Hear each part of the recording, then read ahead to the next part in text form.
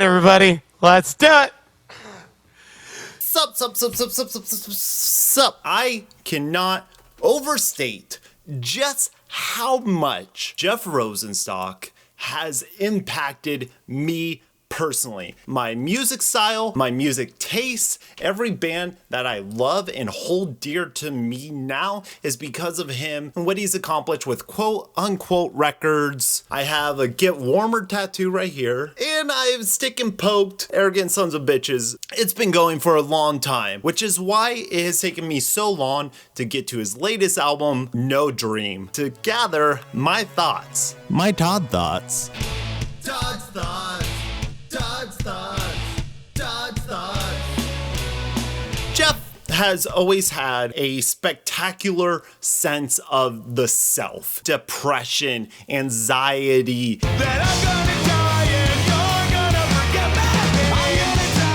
me. The millennial rage that comes with growing up in our modern century. Commentary not only on the music you're making, but the music industry. It really makes you conscious of what you're doing, why you're doing it, what sounds you're incorporating, and he always finds a way to innovate and change up his influences, which is something I've always really admired about Jeff. With his first album, I Look Like Shit, We Cool, and Worry, I really fell in love with his solo stuff. Things did get a little shaky with Post. He started touring with this full band and recording with this full band. Now, don't get me wrong, I love every single member of Jeff Rosenstock. John, the drummer who previously had the most beautiful fucking dreads. You have Dan P on keys and saxophone, and then Jeff at the front, and it's like together they create Jeff Rosenstock. One of my favorite live performances. Please be honest. Can you tell me what's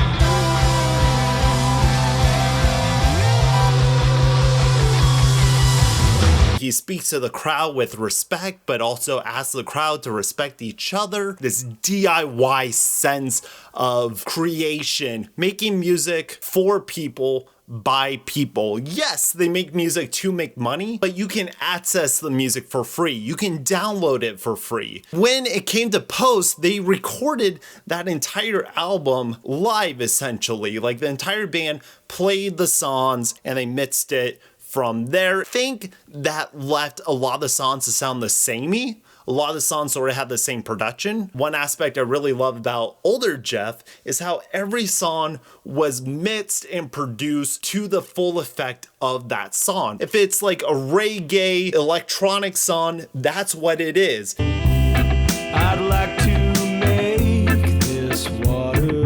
If it's this high intensity ska punk song, then that's what it is.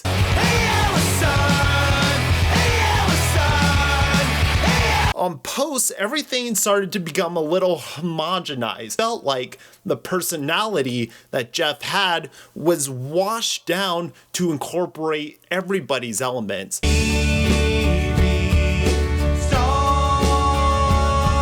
And all the songs have similar qualities to them, and it really takes several listens to find the moments and the pieces in the music that really hit you, that really impact you, which left me a little uneasy, almost nervous for No Dream. Like, are they just gonna continue to be this arena rock, these big sing-alongs, these big 7-minute crowd pleasers that pumps the energy up and gets everybody into it? Thankfully, things are a little more stripped down. Most of these songs are pretty fucking short. There's a 57-second one, a 55-second one, minute 52, 2:52, 3:52. The longest one is 5:49, and that's the Ohio Turnpike, which is the very last song. And it feels like they really brought in a lot more punk elements and even hardcore elements. There's a couple of moments where they go into just a straight breakdown.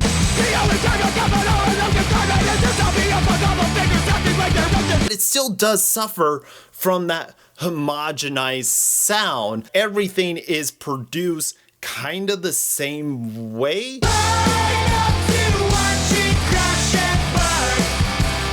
If you listen to Bomb the Music Industry, they have big bombastic horn, big blaring guitar parts, pieces that really stand out for the songs. I feel like most of that is taken out of No Dream, and the entire aesthetic of it feels a lot different than Jeff's other work. How does one consume or distinguish their feelings on the songs when the feelings for the artist as a whole is so strong? And that's kind of what I've been dealing with. I don't know if that's speaking to me maturing, me growing up in my music taste, or how Jeff is progressing in his music taste. Maybe we're on slightly two different paths, and that's okay. I would never tell him what to do or how to perform. I still think that his heart and his ideas are in the right place, and he's still doing something that feels very true. Can I take a piece of you?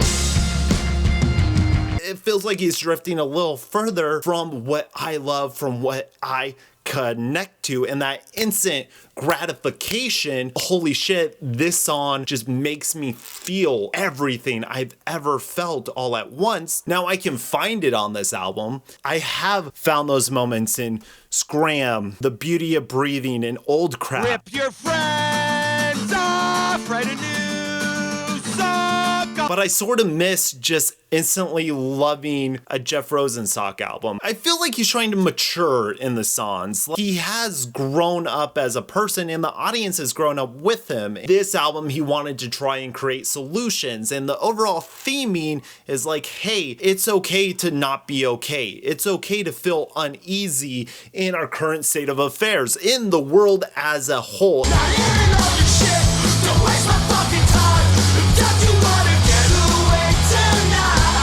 Really appreciate he's sort of trying to come out the other side of everything that's fucked up in the world that he just lingers on in his head, in his mind. On Pose, there's 9 times out of 10 I'll be stoned on a subway thinking about you, and it's like just as meditative things that he thinks about when he's alone, subconsciously stacked an empty beer can pyramid on a shaky table in a stranger's home while I hightail out of town. Someone else will knock it down because I'm too proud to do it on my own. Leave it in the sun, let it melt away. The hardest part of growing up is letting go. Shit. Scram will always get stuck in my head. The Beauty of Breathing, the That's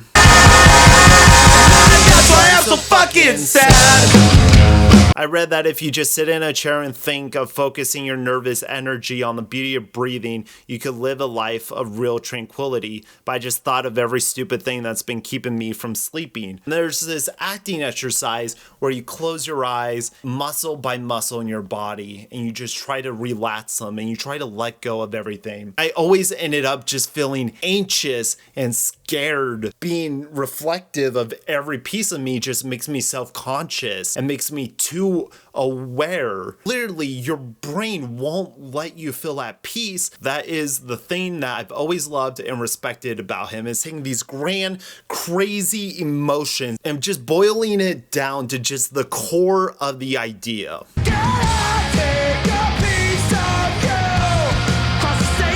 Even 10 albums in, he's still finding ways to compartmentalize and relate, and that's the beauty of this album. It's not one of Jeff's classic albums, and I think over time this is gonna be kind of his underrated gem. We're gonna appreciate it more and more, but right now No Dream is a slightly disappointing album with sparks of inspiration that I can find myself growing more and more in love with. When it comes to slam it or jam it, give it a soft jam it with the potential of it becoming a hard jam it. I love Jeff. I always will. He's one of my favorite performers. He's one of my favorite speakers. The way he talks about music and the scene, he will always say and talk to his fans. He's just like a great guy. I just hope on their next release that they kind of chill out with this full band. I miss those moments where it's just Jeff belting out over a single instrument. Maybe on the next album they'll bring those out, but I know there will always be moments that I respect from his work. Thank you for watching.